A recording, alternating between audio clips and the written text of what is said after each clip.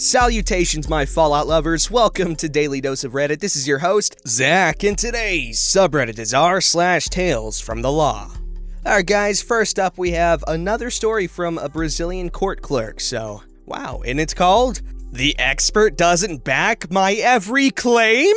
He Considers Me Enemy!" Or the enemy, I'm assuming. I'm a clerk on a state court. The Brazilian law is very different from the American, so you'll probably find some strange things, but I'll try my best to explain them. I work at a relatively small district, so we know most of the lawyer offices that function here, and their peculiarities. Some of them are buttholes. Some of them are just dumb. Some are lovely and give us nice pens on Christmas. There's this firm, let's call them Barabbas and Barabbas Associated Lawyers, that is always causing us trouble. They once stole a file for 3 months to stop their client from getting a new lawyer. This kind of behavior. This is a very industrial district, and Brazil is huge on government pension and public welfare. So we get a lot of lawsuits of workplace accidents, work-related illnesses, and retirement due to permanent and total disability. Let's call it PTD. Now, the state court takes care of temporary welfare, but the federal court does the permanent welfare, anything related to retirement, including PTD. However, since our district doesn't have its own federal court, lawyers are entitled to choose either the nearest federal court, on a district that's 8 kilometers from here, or our state court that has assigned jurisdiction to this matter. The federal court has a bigger amount of work, so everything takes longer there. That's why lawyers will always choose us, and even lie that their clients from other districts live there. The public welfare entity, INSS, for some crazy reason is bound to pay them a lot of money. And the client too. It's the most profitable branch for lawyers to work. However, to grant a person disability retirement, said person has to undergo the court's doctor examination, and his report will tell if the person fits the requirements to retire. The medical expert's input will define the judge's decision, and there are very descriptive manuals as to when a person is really apt to retire this way. It's relatively easy to get PTD retirement. The law is really lenient, and you pay nothing but your lawyer to sue INSS. The court has to do it for free. The state pays the experts. So the general mentality is, well, why not give it a try? A lot of people,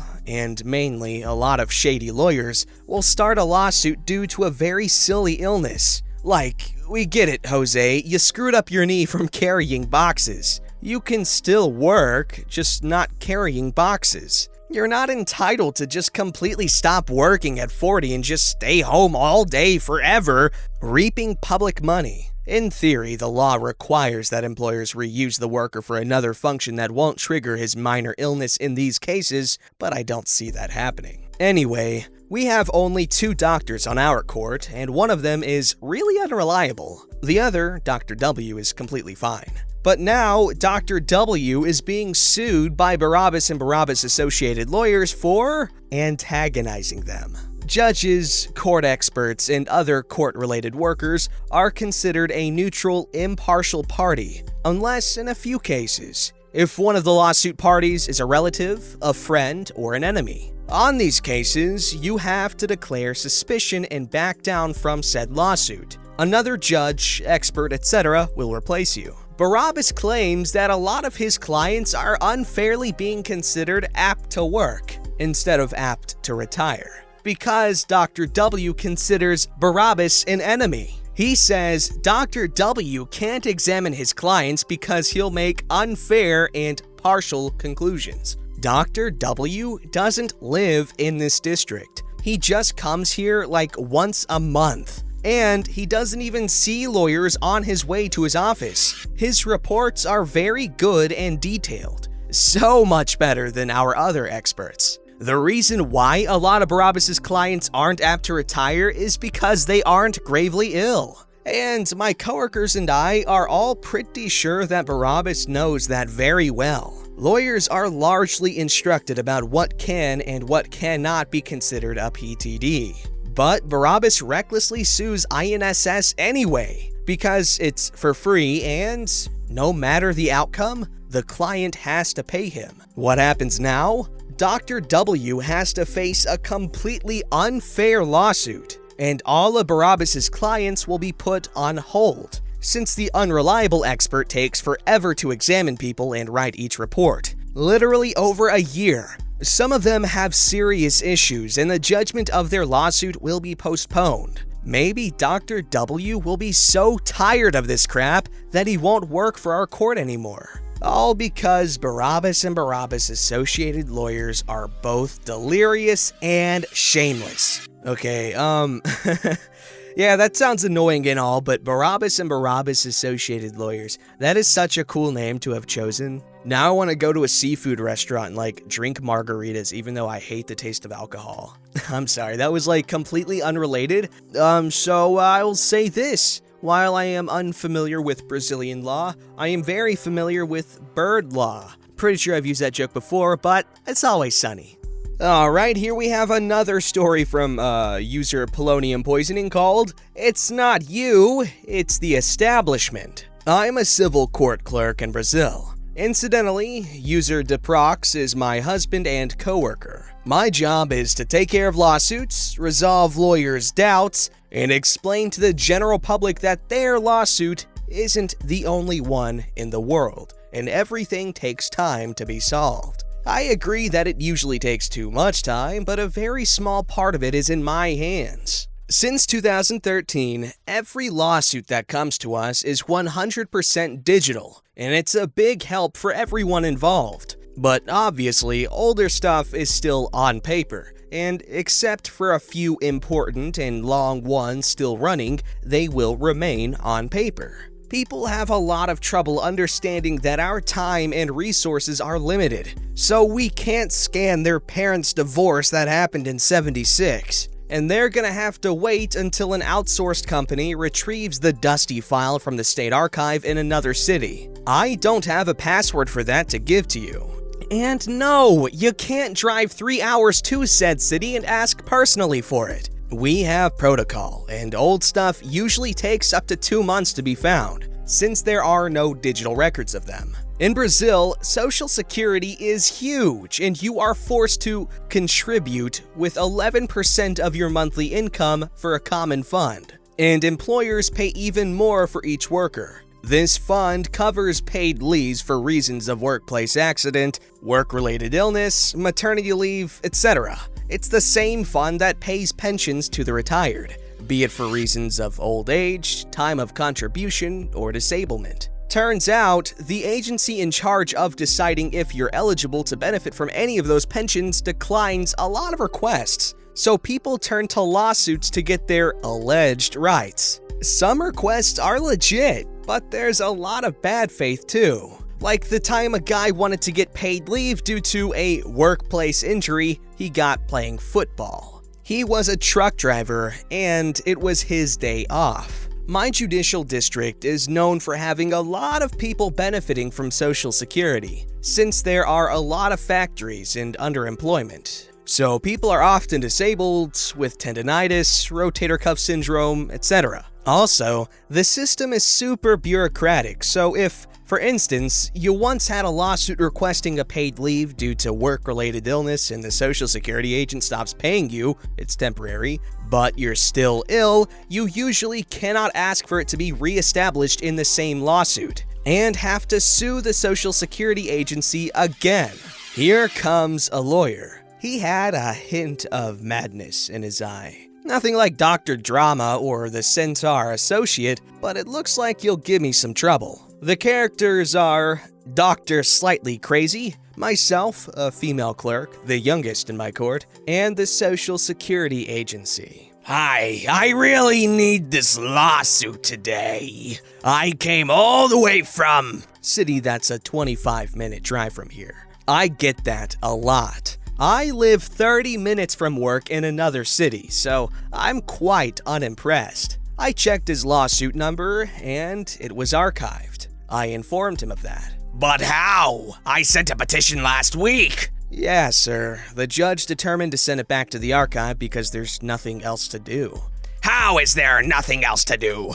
My client's not getting his pension anymore. Something needs to be done. Sir, the pensions for work-related illnesses are temporary. We cannot force them to keep paying. How dare Social Security stop paying? He's still ill. Then he requires a new evaluation by Social Security, or file a reestablishment lawsuit. This is unacceptable. In this country, we have no rights. Why would they cease his pension? And archiving only a week after I petitioned. Now I have to ask for the files again and come here again. From city that's a 25-minute drive from here. So I can file another lawsuit. Who is the judge here? By then, Dr. Slightly Crazy was somewhat rampant, and I was sure he wanted to complain to the judge about me. You know, because I was there and told him how the laws work. How dare me? I told him her name. She's one of the most well-known judges in the district, mostly because we do all the hard work quickly, and she never interferes unless absolutely necessary. Unlike other judges that are super centralizing and a general pain in the ass. Yeah, they're all bastards, he said, a little calmer, and closed his suitcase. I'm mad at the system, not you. You're a sweetie. And he turned and walked away like nothing happened, allowing me to finally release the breath I've been holding and whisper, "What the heck just happened?" Honestly, I'm okay with how that lawyer acted. Obviously unprofessional. And he doesn't obviously know much about what he's doing. I'm kidding, he probably just didn't know that one bit. But hey, at least he didn't shoot the messenger, you get what I'm saying? Alrighty, this one's called Types of Court-Appointed Criminal Clients. That took like 15 tries to say right, oh my gosh. I still remember the day that the judges in my town all sent out stern letters about how there aren't enough attorneys on the court-appointed criminal list, and the next thing I know, I've been signed up by my insurance defense firm. The thing is, I like the criminal system. I like the screw it, let's try this sucker in a month attitude of criminal law.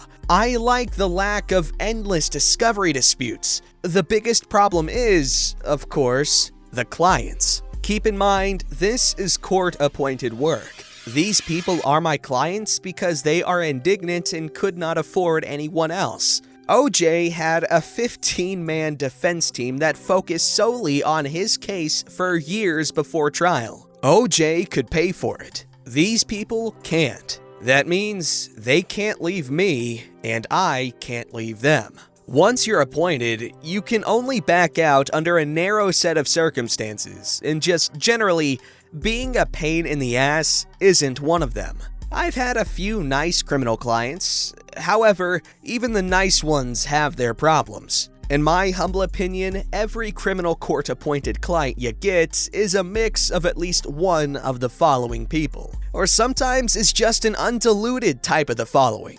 The liar. This is by far the most common. When the case starts, I tell them that I am the only person on this earth who can help them. Not God, or Jesus, or Muhammad sallallahu alaihi wasallam. Me. Therefore, it can only hurt their case to lie to me, and will inevitably screw them down the road. But some just don't get it. They swear to God they can pass a drug test, and then fail that same day, and admit they smoked meth the night before. Or swear they didn't steal the wallet, and then surveillance footage shows they did. I kinda feel bad for them. Most of them had crap childhoods, and lying became a way of life. They figured they've lied their way out of every tough situation in their lives, so this will be no different. It's a hard habit to break that makes my job harder. The American legal system is where flimsy lies go to freaking die. The unreachable. You can always spot these ones a mile away because they start off so pleasant, totally truthful, realistic about their case in the system, and generally aware of the fact that I know what I'm doing. The problem starts when you actually need to talk to them. They never pick up, their previously fine phone is dead, they just got their 5th new phone this month, the number they gave you was actually their baby mama's number and they're having a fight. They make no attempt to follow up with messages or respond to letters. You call them in for a meeting and they don't show up on time, only to appear unscheduled hours later when you're eating lunch or with another client. They just don't have their crap together, despite being generally cool. And that is a huge pain in the ass because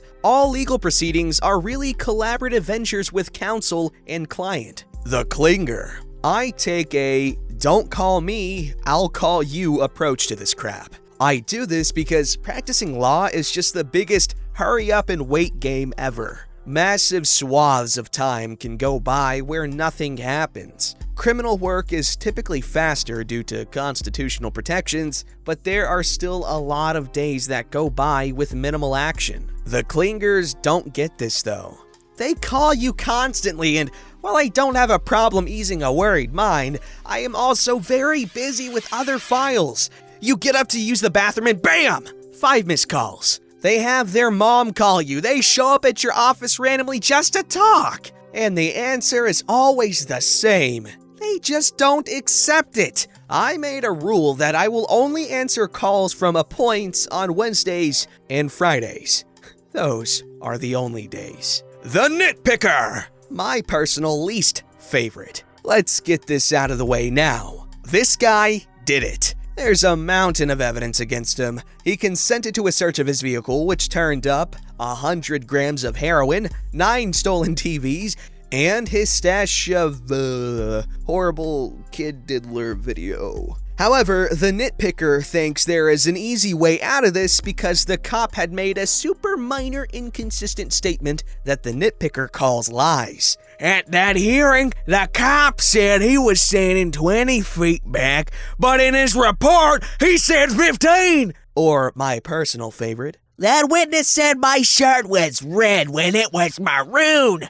I mean, it was still me as the videotape shows, but will the court just let him lie like that? They don't understand that I can't throw the case out because the cop was off by 5 minutes on when he said he got to the scene in his report. The victim. I get it. Being arrested sucks. Having to go to jail is crappy and I would do everything I could to avoid it if given the chance. However, the victim just can't believe that crimes come with punishments. They think the judge is after them, and if I point out one negative about their case, I'm against them too. Never mind the fact that the judge has way more important things to worry about than your shoplifting case and would love to make your case go away if he could. The victim will cry constantly, and although I sympathize, my job is to clean things up post-cry. The time for tears is before you see me, not after, and certainly not during.